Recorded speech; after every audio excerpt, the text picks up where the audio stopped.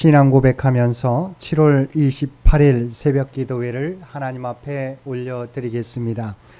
전능하사 천지를 만드신 하나님 아버지를 내가 믿사오며 그 외아들 우리 주 예수 그리스도를 믿사오니 이는 성령으로 잉태하사 동정녀 마리아에게 나시고 본디오 빌라도에게 고난을 받으사 십자가에 못 박혀 죽으시고 장사한 지 사흘 만에 죽은 자 가운데서 다시 살아나시며 하늘에 오르사 전능하신 하나님 우편에 앉아 계시다가 저리로서 산자와 죽은 자를 심판하러 오시리라. 성령을 믿사오며 거룩한 공회와 성도가 서로 교통하는 것과 죄를 사하여 주시는 것과 몸이 다시 사는 것과 영원히 사는 것을 믿사옵나이다. 아멘. 우리 다 함께 찬송 327장 함께 찬송 부르시겠습니다. 찬송 327장입니다.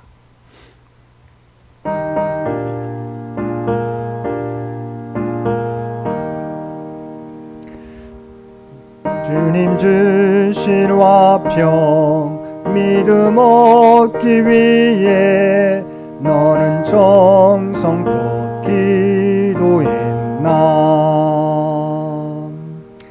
주의 제단 앞에 모두 바치기 전 복을 받을 줄 생각마라.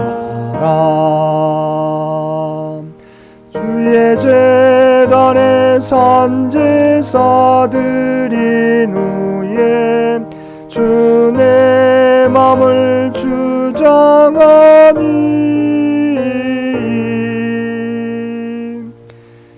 주의 뜻을 따라 그와 동행하면 영생 복락을 누리겠네.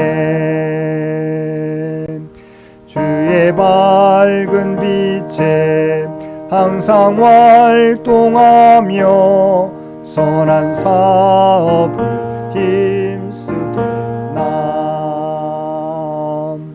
자유 얻으려면 주의 뜻을 따라 너의 모든 것 희생하라.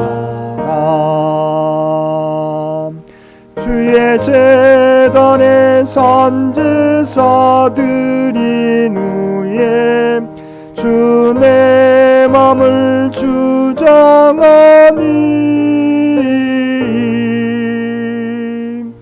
주의 뜻을 따라 그와 동행하면 영생 복락을 누리겠네.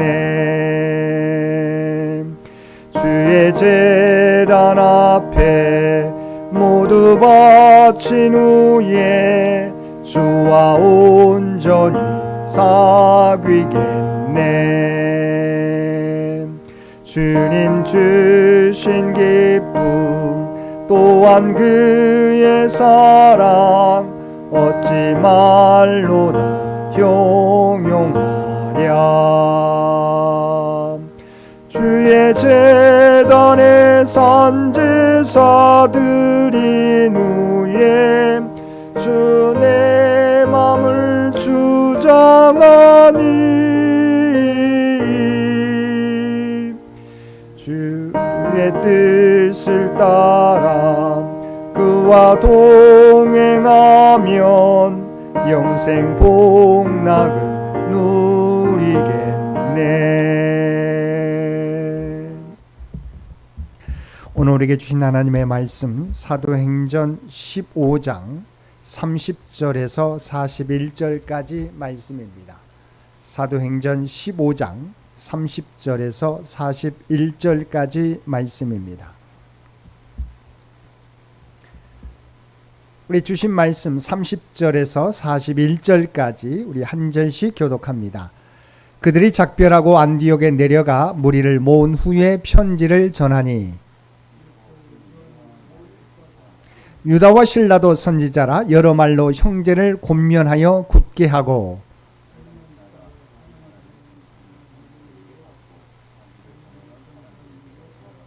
바울과 바나바는 안디옥에서 유하며 수다한 다른 사람들과 함께 주의 말씀을 가르치며 전파하니라.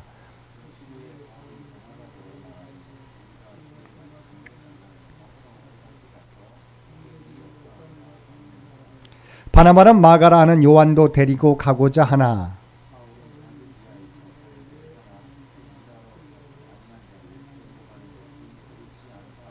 서로 심히 다투어 피차 갈라서니 바나바는 마가를 데리고 배 타고 구브로로 가고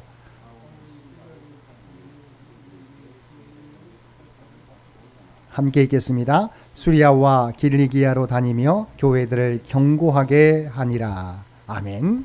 오늘도 새벽을 깨우고 말씀과 기도로 금요일 하루를 시작하는 우리 모든 성도들 가운데 하나님의 놀라운 은혜가 언제나 함께하여 주시기를 주님의 이름으로 간절히 축원드립니다. 오늘 본문은 예루살렘 공회의 결론을 안디옥 교회에 전한 것과 바울과 바나바가 제2차 전도 여행을 앞두고 마가 요한의 동행 여부를 놓고 견해 차이로 결별한 사건, 그리고 바울의 제2차 전도 여행 개시에 대한 내용입니다.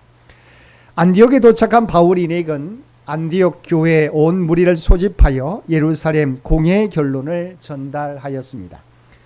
왜냐하면 안디옥 교회에서 이방인 할례 문제는 그곳 지도자들 뿐만 아니라 모든 성도 개개인에 당면한 최대의 현안이었기 때문입니다. 안디옥 교회 성도들은 예루살렘 공회에 결의된 내용을 듣고 기뻐하였습니다. 안디옥 교회와 같이 주로 이방인 성도들로 이루어진 교회에게 있어서 할례 문제는 매우 중대한 문제였기에 자신들이 할례 문제로부터 자유로워졌다는 결정은 안디옥 교회 성도들에게 더할 나위 없는 기쁨이 되었던 것입니다.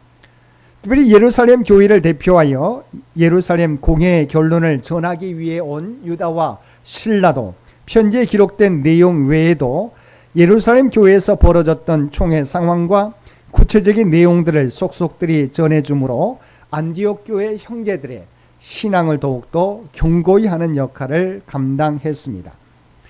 이렇게 예루살렘 공회에서의 이방 선교의 인정은 이방 선교의 심혈을 기울였던 바울과 바나바에게는 큰 힘이 되었습니다. 그래서 바울은 안디옥 교회에서 사역하던 중 제1차 전도 여행 당시 세웠던 교회들을 다시 돌아볼 것을 바나바에게 제안했습니다. 이렇게 해서 바울의 제2차 전도 여행이 시작됩니다. 근데 우리가 여기서 한 가지 살펴볼 것은 바울이 원래 계획했던 제2차 전도 여행의 목적과 결과입니다. 그는 제1차 전도 여행 당시 말씀을 전했던 각 성으로 다시 가서 형제들이 어떠한지 살펴보고자 제2차 전도 여행을 계획했습니다. 그러나 결과는 어떠했습니까? 그가 1차 전도 여행 중에 복음을 전했던 곳들을 돌아보고 그는 아시아의 큰 성 곧 에베소로 가고자 했지만 하나님께서 에베소로 가는 길을 막으셨습니다. 그리고 그에게 마게도냐인의 환상을 보여주시고 그를 유럽으로 인도하셔서 그곳에서 복음을 전하게 하셨던 것입니다. 이것이 하나님의 역사입니다. 바울은 소아시아의 중심 에베소에 들리고자 했지만 하나님께서는 그 길을 막으시고 도리어 전혀 계획하지 않았던 유럽으로 그의 발걸음을 옮기게 했던 것입니다. 이처럼 모든 것이 내 계획대로 되지 않는다고 해서 우리는 실망할 필요가 없습니다. 하나님께서는 더 큰 계획을 가지고 우리를 인도하시기 때문입니다. 바울과 바나바가 제2차 전도 여행에 대해서 논의하던 중에 마가의 동행 여부를 두고 바울과 바나바의 의견이 나뉘었습니다. 우리가 알고 있는 바와 같이 마가 요한은 제1차 선교 여행 때 바울과 바나바의 수종자였습니다. 근데 이유는 정확하게 알 수 없지만 마가는 제1차 전도 여행 중에 갑자기 전도 여행을 포기하고 예루살렘으로 돌아가 버렸던 것입니다. 결국 이 사건으로 인해서 마가 요한의 신실성은 크게 의심받을 수밖에 없었습니다. 이에 바울은 제2차 전도 여행을 떠나기에 앞서 당연히 그를 동행자 명단에서 제외시키고자 하였습니다. 우리는 이러한 바울의 입장을 충분히 이해할 수 있습니다. 결코 쉽게 감당할 수 없는 길, 처음부터 생명을 내어놓는 굳은 결심을 하고도 결과를 예측할 수 없는 그 길을 중도에 포기한 적이 있는 마가 요한과 같이 동행한다는 것은 전도 여행을 위해서도 마가 요한 자신을 위해서도 결코 유익하지 않다고 바울은 생각했던 것입니다. 그러나 바나바의 입장은 달랐습니다. 비록 마가 요한이 이전에 어처구니 없는 실수를 저지르긴 했지만 그는 충분히 뉘우치고 있었고 또 영적으로도 성장해 있었습니다. 따라서 그에게 다시 한번 선교 여행에 동행하게 함으로써 이전의 실수를 만회하게 해줄 필요가 있다는 것입니다. 결국 두 사람은 이 일로 심히 다투어 갈라서게 되는데 바나바는 마가 요한을 수종자로 바울은 실라를 수종자로 택하여 각각 다른 길로 선교 여행을 떠나게 됩니다. 우리는 이 부분에서 두 가지 사실에 주목할 필요가 있습니다.